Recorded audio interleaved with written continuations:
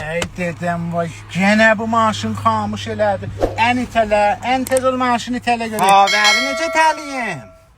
Olan köpeği oğlu sen dedik xavər alaq da. Bir ildə özümüzü bağlayaq. Bu çörəkdi sən atdı mənim ətəyimə. Pis elədim, sən getmiş bu xavəri itəliyib ləmləyə, mən nə eləyim? Bura bax, sərsifəti zadı burada əlləşir ama. Məndən zadla o cür danışmayın. Olan gündə təmir qahdayam. Bu ya yük aparmır ki. Nə mi aparır? Bu mənim abrım aparır. Gör baxar mənə beşəyi mekanik. Bir dənə Əbhərdə mekanik bələdliyim var Şərifabadda. Xoş, Qəzvinli olardı.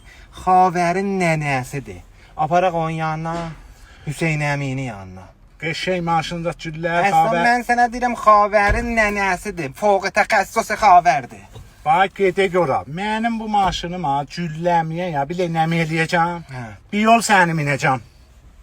Hüseyn əmi, səni bətər tərif eləyiblə ya. Şakirəm, mən varım xidmətdə. Yox o zaman. Bülbül kimi oturum ha. Bülbül bəhri işlədi maşın. Ən aşağı indi özüm oturum görüm.